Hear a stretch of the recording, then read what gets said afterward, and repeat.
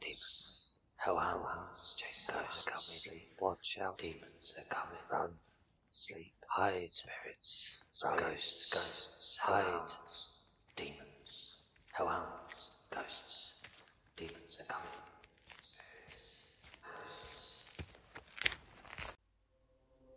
Welcome home, my little hellhounds. Tonight we have 5 scary stories to sink our hellish teeth into. If you have any scary stories you want narrated on the channel, then submit them to Reddit r/homeofscares. Also, if you like this content, then don't forget to subscribe. And if you'd be so kind and click that like button, as that really helps the channel. Now, let's get right into it.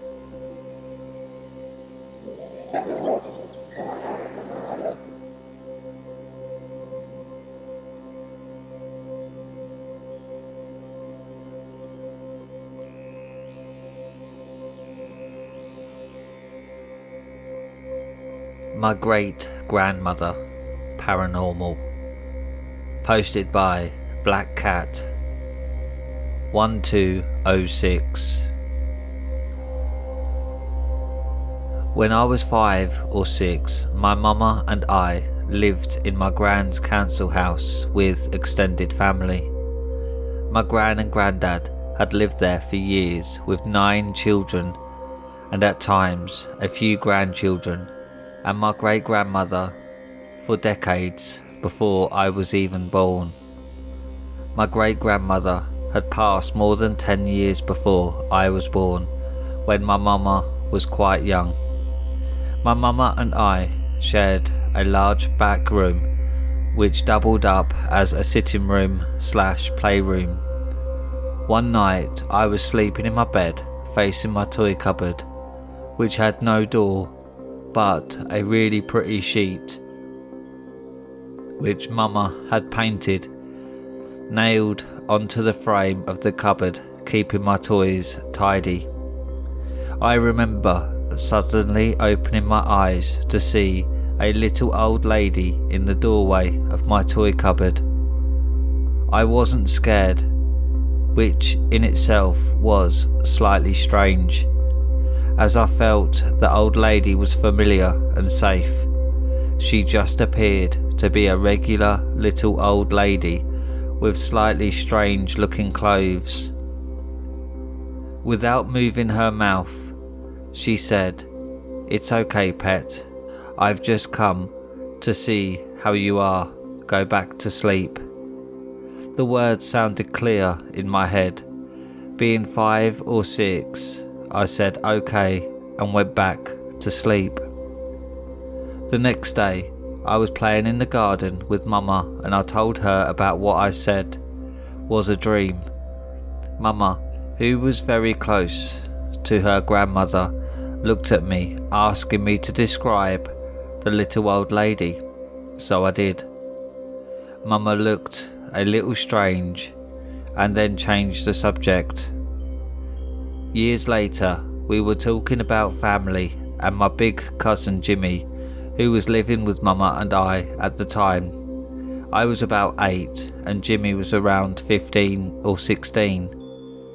And mama told me that when I described that little old lady, I actually described our great-grandmother.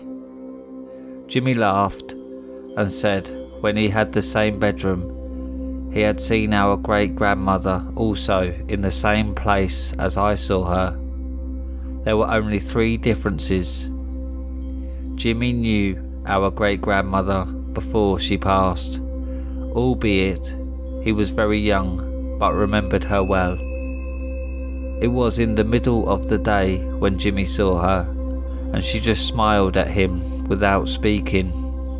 My mama got out a really old looking family photo, and in the middle of family members, I knew looking younger was the very same kindly looking little old lady. Additional note, pet is used as a pet name by many people from Newcastle. and I think Sunderland, also where my great-grandmother's family originated from.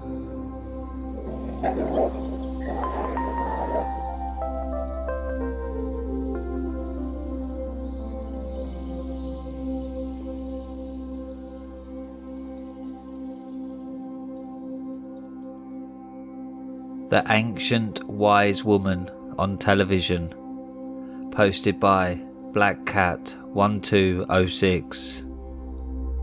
I was 14. My mum and I lived in a typical council estate flat in West London. It was a Saturday morning at around 2:30, and we were about to go to bed after a night of watching television.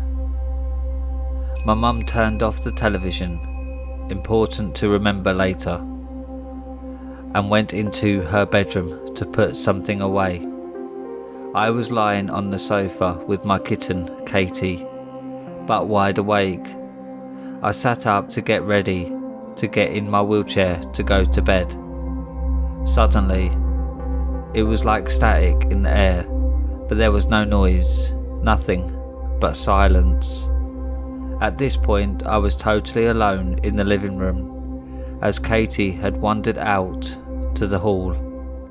I just happened to glance at the television, and I saw it was glowing with a beautiful white light, and in the centre of the television, a really ancient old woman was staring directly at me. Her face ran with lines, her hair was long and straight, and eyes were filled with so much goodness and wisdom. It was as if she saw right into my soul, and I was bathed with a strong kind of tranquility and calmness I hadn't felt before. This is not to say that I wasn't surprised by the event.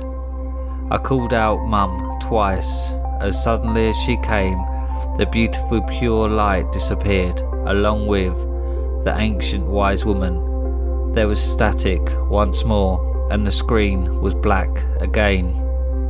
My mum came out of her room a few seconds later, not even hearing me seconds before, or noticing my alarm, until I told her what I've just told you.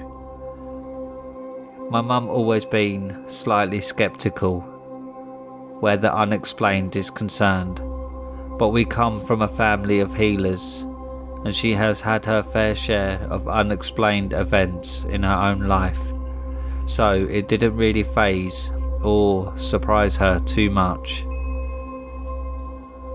Through all this, I didn't once feel threatened or menaced by the vision of the wise woman, and I have always remembered her with curiosity and interest. In fact, I have sometimes wished she would come to visit me again.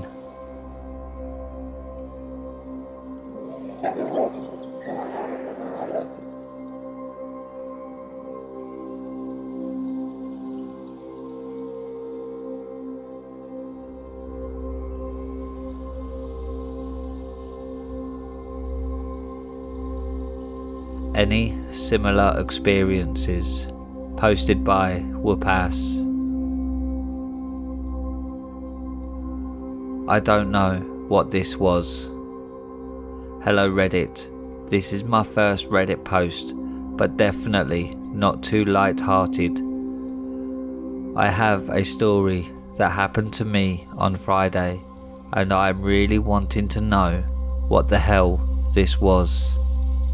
It was Friday night, and I was laying in bed at about 11 PM. I was wide awake, but was about to go to sleep, when I felt something sit next to me on my bed. Obviously, my instinct told me to flash the phone to see who the hell was in my room. So I did, and no one was there. I brushed this off, thinking it was just me shifting my weight to the other side of the bed. But after a good 20 seconds, I felt pressure in between my nostril and the outside of my nose, as if someone was pinching my nose.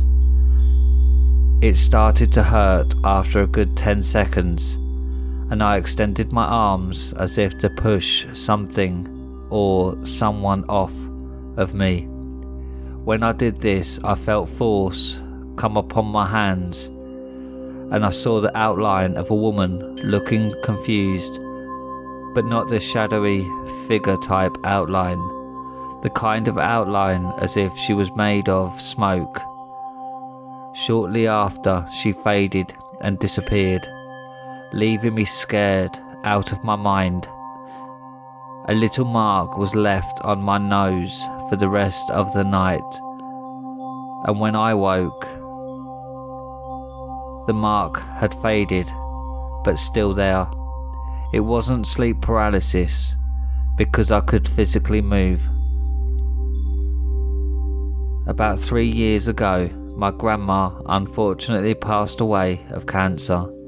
I don't know if this has anything to do with it. Not to mention, the next few days I felt as if I had severe depression. Please, if anybody has had any similar experiences, please let me know and maybe explain it to me. I'm pretty shook about it.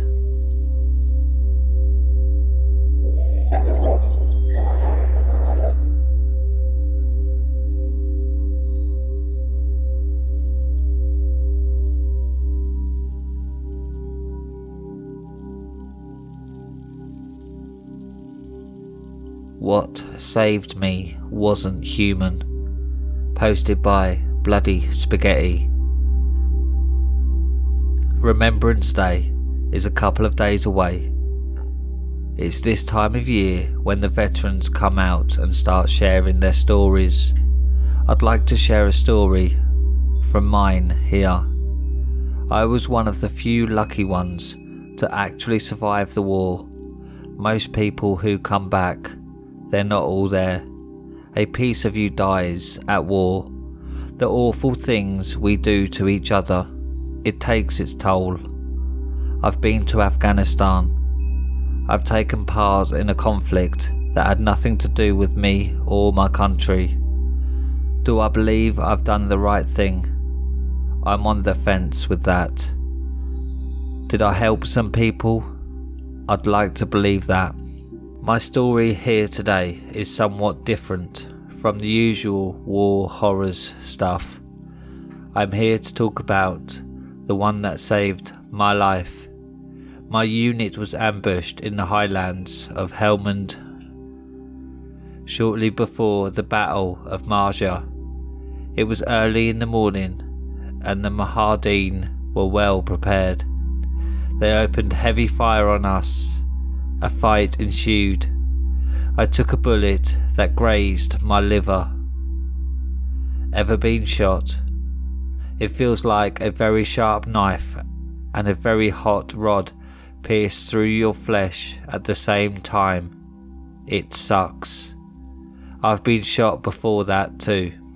In the heat of a firefight, you don't panic. You can't. Your body won't let you. The adrenaline is so high in your system, you can pull through even if it's just for a bit.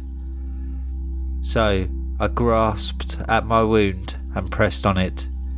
Maybe 10 seconds after the searing pain shot through my torn side, I felt myself buckle like a bomb went off in my face. My body just collapsed underneath me. My vision started blurring and my ears were bombarded by tinnitus. I guess my vagus nerves didn't appreciate being disturbed by a stray Mujahideen bullet. I thought I was going to die. The flashes of the guns going on became dimmer, and the sounds of combat turned quieter by the moment. I was already about to accept my fate when I saw the shadow. A shadowy figure approached me from the distance. I couldn't make out its features, but its general form was very dark and wavy, like that of a cloak in the wind. I thought I was seeing death coming for me. I remember laughing as the shadow crawled closer to me. Turns out I was seeing death, obviously, since I'm here right now. The figure scooped me up and carried me somewhere. I don't remember where to or for how long. All I know, I felt myself being hoisted onto something warm before I passed out. The next thing I know, I'm in a cave with a bunch of other wounded soldiers. I pulled myself up and my side just screamed. Instinctively I touched the sources of pain, and much to my surprise, there was no hole.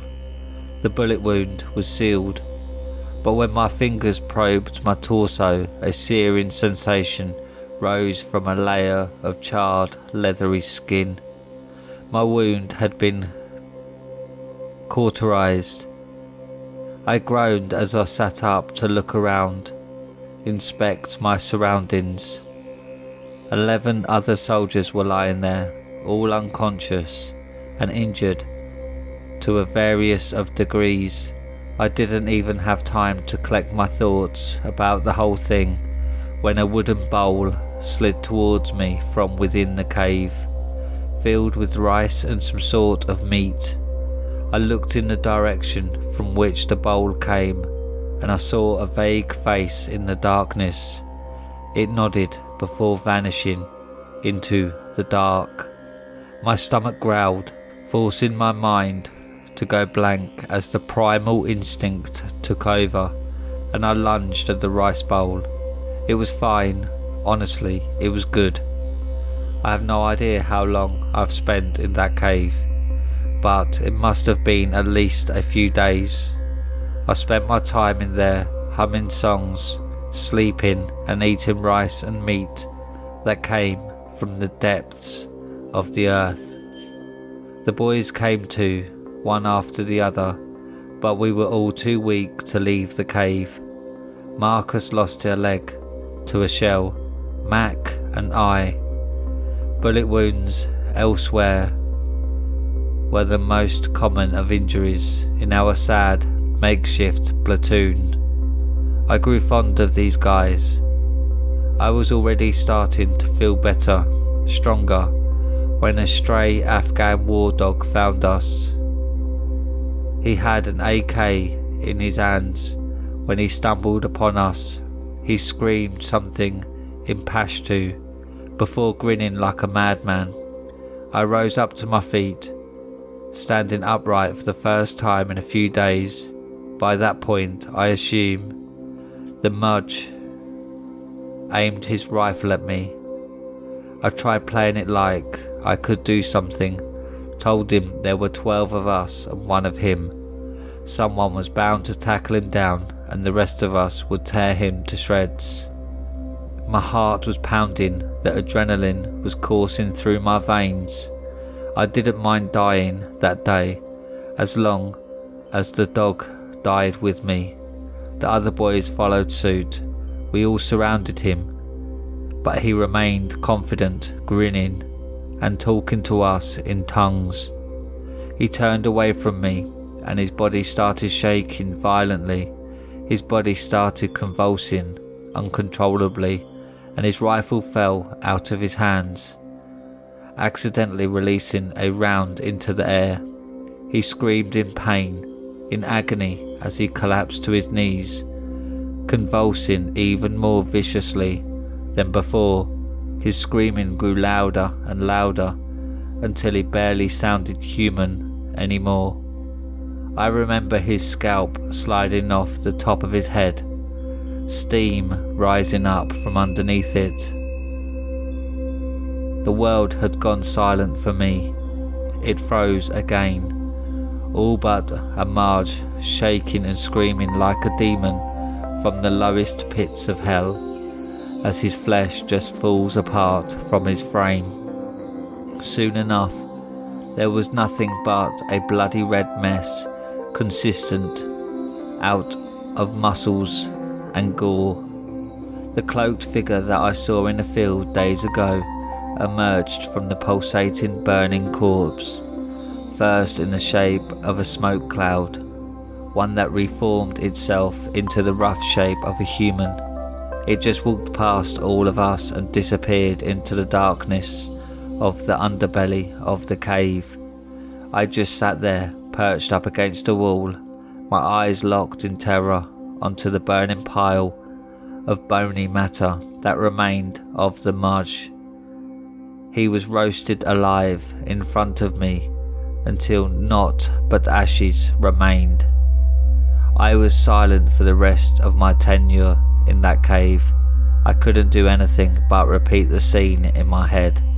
The Afghan burning alive as his screams played in my ears like a broken record. I was silent until I left the cave. All of us were. We just slept and ate the rice this thing provided. We all eventually got out there. Our unit thought we were MIA. We didn't tell anyone about the creature in the cave or the spontaneously combusting Afghan. The reason was no one would believe us, but deep down I know it's because we were all too shocked to even recollect the events out loud. Eventually I came back home and the images and screams in my head died down. I don't know about the others. I heard at least one got himself locked up. I guess I'm just lucky. That's my wartime story. I've been to Afghanistan. I fought the Taliban. I've been wounded and something saved my life out there. Whatever the hell that thing was, what saved me wasn't human.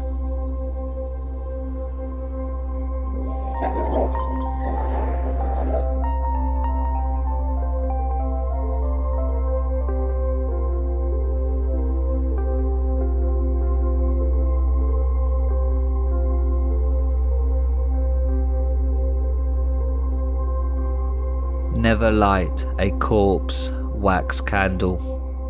Posted by twocantherapper. The ingredients were easy enough for us to come by. A lock of hair from a virgin, nobly given by a blushing Dorothy. The placenta of a stillborn child, stolen by aspiring midwife Harriet from a fatally difficult birth she had shadowed, and the seed of a bastard donated by Chris with very little prompting whatsoever. As I was on a pathology residency, it was my job to get a deposer. Oh, sorry if you're not familiar with the technical terminology of morgues, forensics or pathology. You're probably confused. Corpse wax. I had to get the corpse wax. Luckily for me, the perfect John Doe rolled onto the slab only 2 days after Harriet managed to swipe the placenta. This meant we didn't have to freeze it too long, which was a huge relief. We'd been expecting a wait of a few months at least. That's a long time to carry around the anxiety of Dorothy's Mormon boyfriend accidentally discovering a human placenta in the freezer of his devout fiance's student accommodation. Kicking things off only a week after Chris found the book was a much appreciated win. I could have kissed the bloated mystery man on the wheeled gurney. The cops had picked him up in the swamps, about 10 miles off the interstate, after getting a call from some distraught kids dicking around on a hydrofoil. Fully naked when they found him, no ID. One of those unfortunate forgotten folk who walks out into the damp, humid bogs to quietly shuffle out of life. His timing couldn't have been better. Adiposa, or corpse wax, happens in certain conditions instead of putrefaction. Basically, if you die somewhere hot and moist enough, the fats in your body undergo a process called anaerobic bacterial hydrolysis. A hard grey white wax forms on your skin as the decomposing fat bubbles to the surface and solidifies. It can take months out in the desert, but here in Florida, with the marshes and the equatorial sun, decent corpse wax deposits can form on a body after just a few days out there with the reeds and the gators. John Doe had been out there about 3 months, plenty of time to make his swollen grey body fertile ground for what I had to harvest. I managed to fill 3 sandwich baggies with the waxy white substance I scraped off his belly with a bread knife. I had to stop when Dr. Bramfield came back to start the post-mortem, probably after about 20 minutes. Didn't matter, I had enough. Luckily, my thin-faced professor didn't notice the missing chunks of hard wax on John Doe's swamp water-filled gut, aside from an earful for not making any admission notes. The rest of our time with the corpse was uneventful. I didn't exhale until I'd firmly shut the door to our apartment behind me. Though, did you get it? Chris took me in his arms, the devilishly handsome grin that made my knees want to buckle plastered on his face. When I nodded, he picked me up and kissed me. It was the same kind of kiss he'd planted after I'd agreed to make us official. That kind of nostalgia was enough to assuage any of the growing unease I was feeling about the 3 baggies of decomposed human fat hidden in my satchel. "Babe," he said, winking at me, "you're the absolute best. I'm going to go have another read of the book. Is Harriet ready?" I looked over my shoulder as I hanged my coat next to the front door. Chris was nodding, already heading up the stairs to his room. "Yeah, she's been buried in candle making videos on YouTube ever since you text. The other thing should be defrosted now too." "The placenta, you mean?" I asked, eyebrow raised. "Yeah, that." It still amazes me that, of everything the recipe in that old book had us working with, it was the placenta and the aftermath of childbirth that had Chris icked out most. The knowledge of what Harriet and I were about to do with wax scraped from a dead man's belly disturbed him much less than the videos she and I had forced him to watch of the birthing process. Honestly, how did that boy reach age 23 before learning what a placenta was? I sure knew how to pick 'em. Harriet already had a boiling pot of water ready when I dumped the sandwich baggies on the kitchen counter. "Jesus, Bex, you got it." I got it. She gave me a half smile, a watery look in her eyes that told me all I needed to know about how much this meant to her. I'd long given up telling her to stop feeling guilty, what our friends for. Besides, even if I didn't want to be involved, it was my idiot boyfriend who found the damn book. Everything that happened after he'd thrust it into her trembling hands was my responsibility, whether I liked it or not. We made idle chit-chat while we worked. I emptied the contents of the sandwich baggies into a pot, then lowered said pot into Harriet's bubbling one on the stove. Before long, the stolen fragments of John Doe's waxen crust were bubbling and simmering.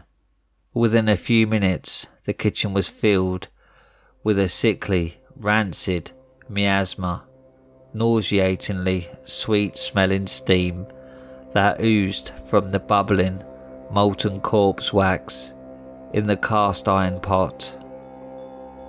Good heavens, Chris told me. You'd got some, but I didn't believe. Can we at least open a window? Dorothy was pinching her nose with a dainty hand.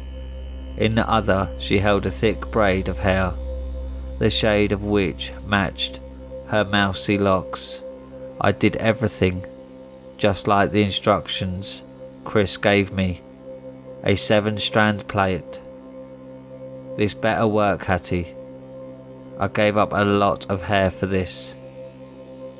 She pointed at her new pixie bob. I did feel for her.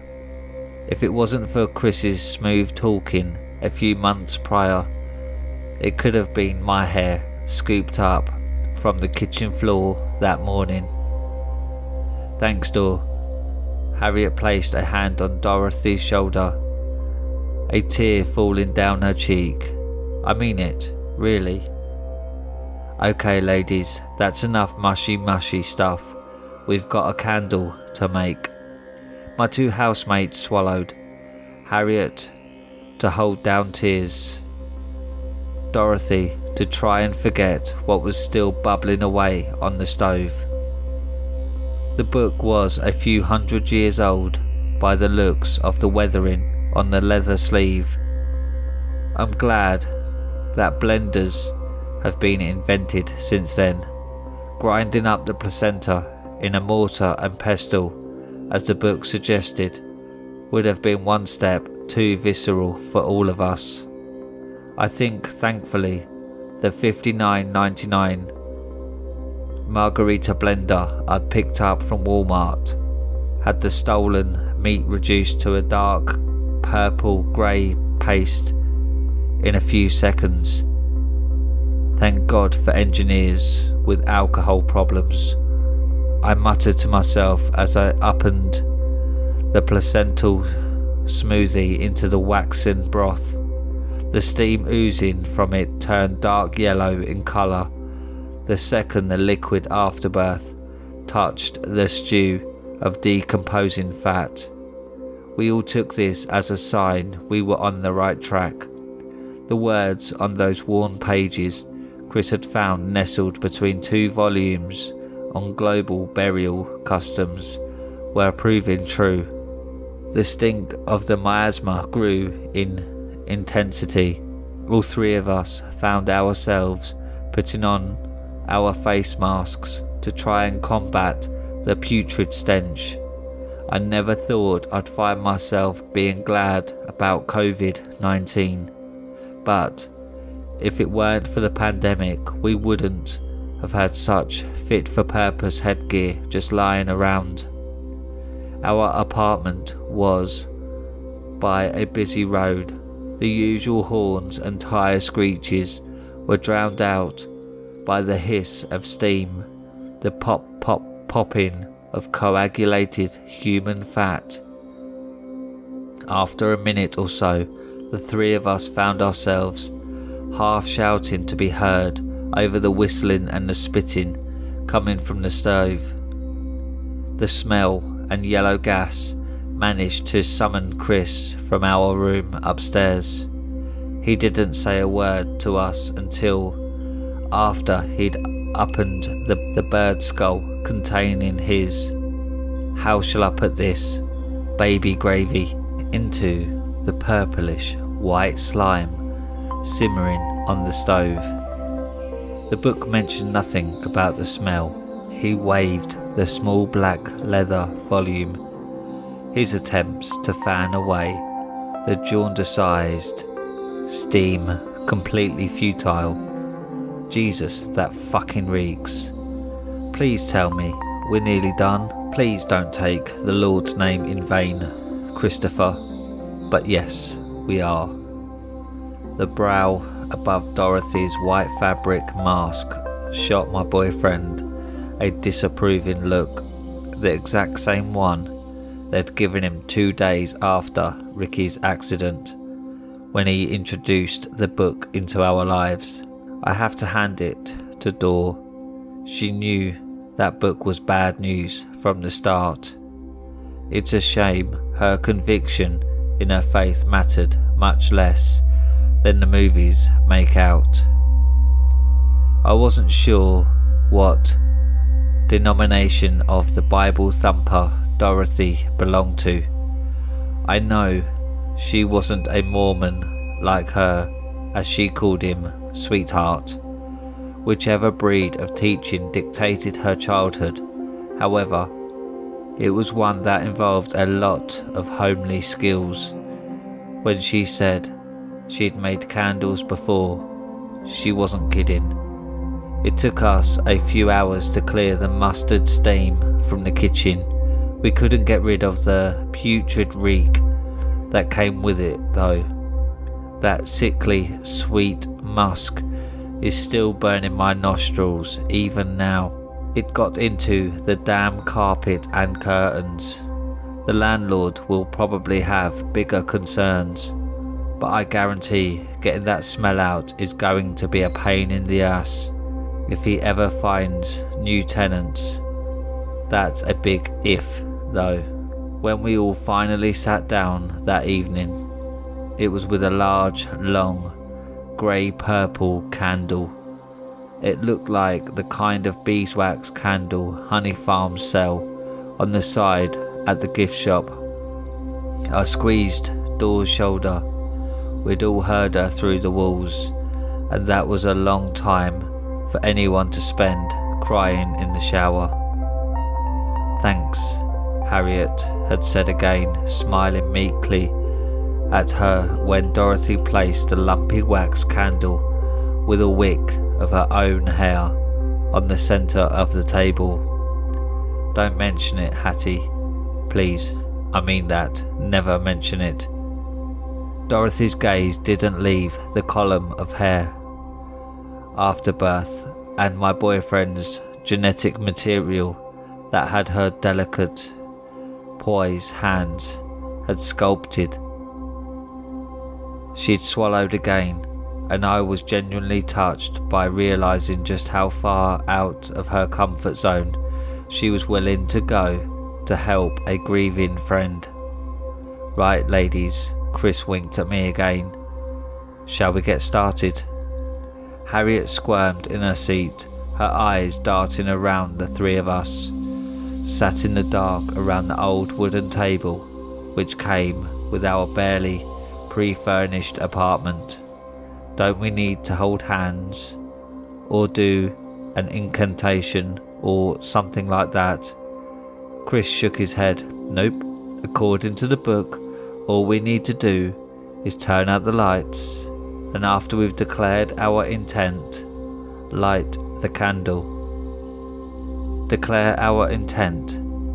My eyebrow had raised again. I'd never heard Chris sound so professional before.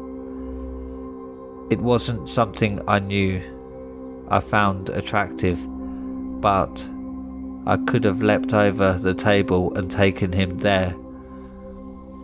My half-serious fuckboy interested was turning into a charge-taking voodoo man right before my eyes, and I was here for it. It's a shame I'll never get to explore that epiphany about my fantasies further. For his part, my boyfriend winked at me again. That's right, babe. By making this thing, we've already weakened the barriers around our world. Before we light it, we've got to declare our reasons for trying to fully reach through them. But once we do, I can speak to Ricky, right? He'll be there. Harriet had grabbed Chris's hands, her eyes streaming and bottom lip beset with violent trembles. I think he caught my jealous glare because he placed her hands gently on the table. Yes, according to this, that's what will happen. He tapped a downturned thumb on the black leather. We've followed all the steps. Now we've just got to turn out the lights. Let the other side know why we intend to pierce the barrier, and then hey presto, we can all apologise to Ricky for letting him drive drunk when we were all too cheap to pay for an Uber. The slight crack in his words was enough for me to know his joke was hiding the same intense guilt we all felt. Well, all of us apart from the teetotal and at home studying that night Dorothy. I squeezed his knee under the table. Harriet let out a small noise, somewhere between a sob and a yelp, but didn't say anything, despite the callousness of his tone. She knew there was nothing false about Chris's statement. So then, now we all know what's going to go down, he said, blinking away tears and treating my housemates to the ruguous grin usually reserved only for me. Shall we get started? He held the book in one hand. With the other, he reached out behind him. There was a click and then a small desk lamp, which offered our only protection from the pitch blackness, went out. That's the first moment I had the conscious thought that I'd made a mistake by allowing Chris and Harriet to get so taken with that damn book.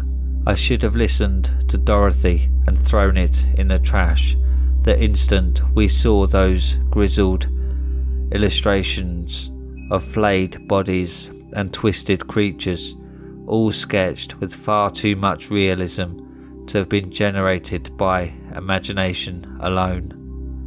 Chris said he'd found it in between two books on Tibetan burial customs.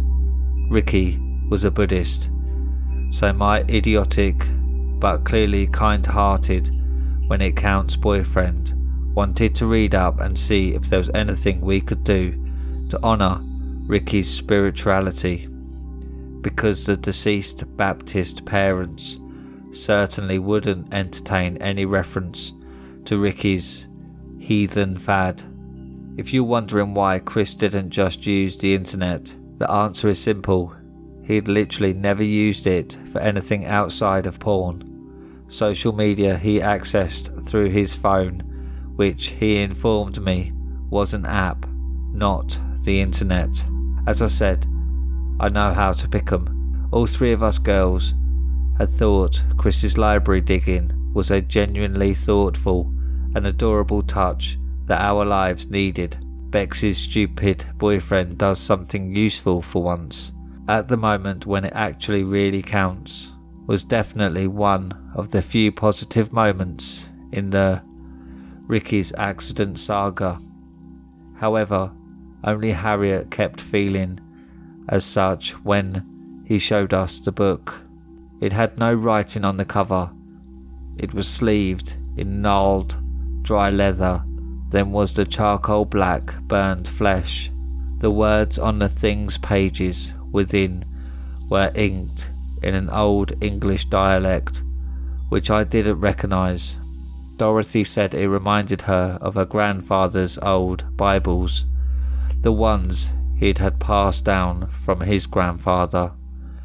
It was an edition written by and for the original pilgrims that set sail from England a long, long while before the American Standard Bible was written and distributed in the 1910s. However, it only reminded Dorothy of this family heirloom. There were some words even she didn't recognise. That was enough for her to instantly distrust the rites and incantations laid out in this mysterious, authorless tome. It had a title though, written by hand on the first page in an unsettlingly red shade of ink. The Talamin al-Rajul al-Kahir. It means Teachings of the Lost Man, or that's the closest translation Harriet had informed us after running the spidery letters through a translation app. It's Arabic, although it's not written in the Arabic alphabet. She'd wiped a tear from her eye as Chris then explained the chapter which led us to be sat around the ancient oak table. I should have listened to Dorothy when she took me to the kitchen to beg me to tell my boyfriend no, to convince our housemates that a seance wasn't the way to cope with grief. At least, that was why I thought Dorothy didn't like the idea. I didn't think she actually believed it, despite her frantic wailing about demons and ghosts and spirits and other corn country churchgoer boogeymen. The moment the amber glow of the desk lamp vanished, I knew I should have taken her words at face value. When the light left our apartment, all other sensory reassurances left with it.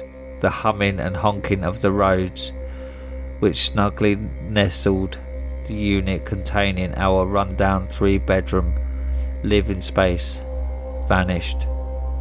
The zesty scent of lemon cleaner Harriet had doused a place in to mask that putrid musk withdrew from my nostrils, leaving only the nausea of the sickly candle-making miasma baked into every fibre of fabric in the room.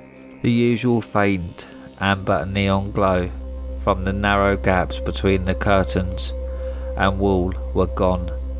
The reeking pitch darkness was cold and moist, far colder and moister than Florida evenings have any business being. I could hear Dorothy whimpering in the dark, praying to herself under her breath. Harriet's breath was slow and steady, but I heard the occasional sniffling in the gloom from her sucking back tears. Chris's breaths came through shallow and excited. After a lifetime of being that useless kid who caused problems, he was realizing this time as a man that fixed them. For those in the darkness listening, he said, his voice level and measured despite his excitement, we 4 have constructed the Manarat Alaruwai. God, I hope you're pronouncing that right, I muttered, joking in an attempt to calm my nerves. Chris continued, though not without giving me a sharp but playful kick under the table. We have gathered the ingredients as instructed in the Talin al-Rajul al-Kahir. We are declaring our intent to you now, as laid out in the teacherless teachings. We declare that air we breathe open to the Olayik, Aladin, Yanamun, open to those we've lost, open to the one amongst you called Ricky Giftstone. We declare ourselves and our home open to you. What now? I heard Harriet whisper.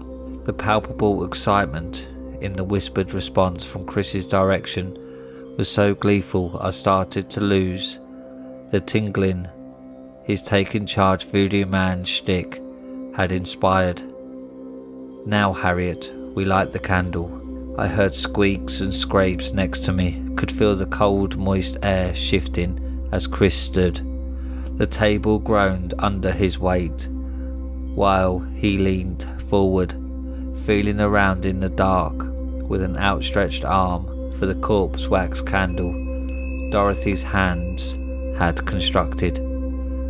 For her part, Dorothy was still running through every prayer she knew, the rosaries in her hands click-clacking, almost inaudibly in the pressing darkness. Harriet was whispering too, as Chris fumbled. "Soon, Ricky," she was saying to herself, as the lighter Chris held scraped into life. "Soon, I can say sorry. I'll see you again, and I can say sorry, and you'll know how much I loved you." And her words were cut off by screams.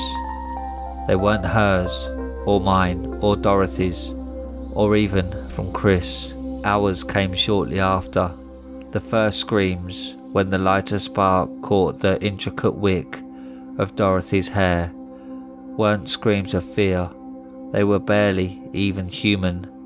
Although we understood their meaning, we knew the emotion straight away. Every single one of the horrifying creatures that had been skulking around us in the dark was communicating the same feeling: hatred. It only took 2 flickers of the flame and half a second of listening to those roars for all 4 of us to open our mouths and beg the new, godless, unfamiliar sky for deliverance from our monumental mistake. When the flame from Chris's lighter caught the candle, the light from the corpse wax, placenta seed, and hair revealed just what the profane author of the Talhim al-Rajuz al-Khair was trying to achieve when they left instructions for this Manarat al-Ruhul, or whatever Chris said it was called. They hadn't found a way to communicate with worlds outside our own. They'd found a way to travel there. We weren't in our apartment. The light from Dorothy's hair wick revealed that the 4 of us, along with the oak table and corpse wax Manarat al-Ruwa, were on a vast plateau of blue sand. The azure flats stretched far beyond any horizon, merging into the starless sky, somewhere much further than my mortal eyes could see. The blue sands weren't empty though. I have never seen a place less empty in my life. There were countless, trillions of them. They looked as though somebody had sculpted them from clay. Somebody who had heard a human being described, but never seen one up close. Their skin was pure white, not white as in Caucasian, or even the white of albinoism, but the pure, untainted alabaster of boiled bone. Their features were crooked, skewed, asymmetrical. None had limbs of an even length, an appropriate number of fingers or joints that swung the way they should. There were some with 3 breasts, some with 2 belly buttons, some with nothing between their legs, and others with what should be between their legs somewhere else entirely. Aside from a shrinking half-foot perimeter, our out-of-place oak table, the miles of azure sand under the featureless sky was filled by writhing, twisting imitations of human beings. Every inch of space between greasy, misshapen bodies was taken up by more greasy, misshapen bodies. They shuddered and wriggled over each other, clambering and fighting to reach the frigid air above the putrid smelling tide. The only thing worse than the forms in that enroaching tide of ivory flesh was their faces. Each set of features was just as damned as the body they belonged to. No sets of eyes sat parallel, no cleft or swollen lips, not peeled back to reveal a jagged tooth snarl.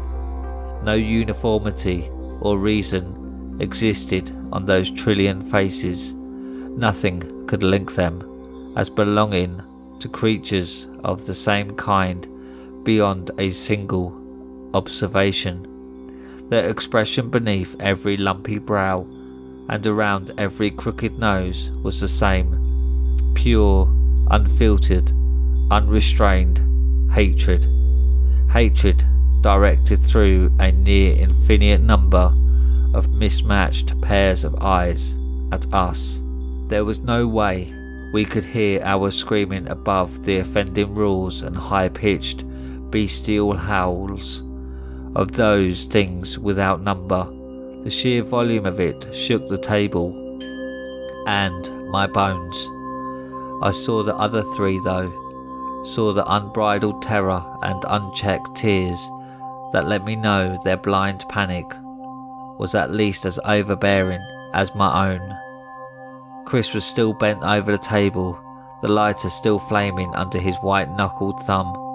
Dorothy had jumped to her feet, holding out her rosaries at the tide, and praying so fast I doubt I could have understood, even if all I could hear was the rage pouring from more mouths than there were stars in the normal sky. I knew. It was when I saw Harriet's face that I knew I had to leap onto the table and blow out the candle and stop the madness my well-meaning idiot had landed us in. She was looking at something bearing down on Dorothy. I knew why she was. I recognised it too, even though one of its eyes was thrice the size of the other, even though its nose only had one nostril flapping loosely on its left side, even though the mouth was fused shut and it screeched through an ear crudely sticking out of its cheek, even without the farmer's tan, without the bushy ginger eyebrows or afro, or the warm smile which made me more jealous of Harriet than I'd ever admit. I knew that face. So did she. She had one fleeting half-second to stare, eyes wide, as it got its mismatched paws around Dorothy's neck. Harriet's cry rang in my ears long after I'd snuffed out the candle and we'd plunged back into blackness. "Ricky!" The three of us awoke at the same time. We were back in the apartment. The corpse wax candle, the Manarat Alarua, as Chris had called it, was nothing but a melted heap of cooling fat and hair at the centre of the wood. As for Chris, he immediately started vomiting. Harriet was curled up in the fetal position, her athletic frame juddering with silent sobs. As for Dorothy, well, the thing which meant Harriet would scream, "It's not Ricky, it's not Ricky," over and over in her sleep, had just enough time to grab her and rip the rosaries from her, shield in hands, the wooden beads rolling off the table and pinging on the hard, warm tiles were all that remained. Chris and I didn't last long after that, neither did my studies. It took about 30 minutes of my first residency shift after the incident to decide I needed a career change. I packed up and moved back to Wisconsin. I knit and sell sweaters now. I go to church, not because I believe, but because my parents go, and if I don't go with them, I'm alone with my thoughts. My relationship with Chris and Harriet soured very quickly. I hadn't heard from them in years, until a few days ago. I'd broken up with Chris and moved out of the apartment as soon as the police and Dorothy's Mormon boyfriend were satisfied we had nothing to do with her disappearance. I couldn't take the lying. Chris and Harriet could though, which I know because They started their affair the same night we lit the Manarat Alarua. I'd been in a restless sleep all of 20 minutes when they started tearing each other's clothes off in the room next door, apparently. I don't blame them. I'm not bitter. I was going to break up with Chris the following morning. It was one of the last resolutions I made before an uneasy sleep filled with dreams of azure plateaus took me. They tried to keep it hidden from me, which is why I decided it would be no heavy weight on my conscience to leave them together with the trauma and that damned apartment. I heard through the few former Florida friends who check in that Harriet and Chris are still together, still in the same apartment too. That's partly why I'm writing this out now. I got a letter yesterday, one sent from a location in Florida. Judging by the return address, I'm going to go back there to see Harriet and Chris again. The letter was just a simple sheet of paper with a message scrawled in Sharpie. There was no Dear Bex, no signing off from Harriet or Chris, but I knew instantly who it was from and that I couldn't say no. We're going to get Dorothy. You in? I'm flying out to Florida in the morning. A quick unblocking and messenger conversion with Chris has taught me all I need to know. That's why I'm writing to you now. Please don't make the same mistake we did. Never light a corpse wax candle. We did once, and I'm pretty sure when we do again in a few days, nobody will be left to warn you.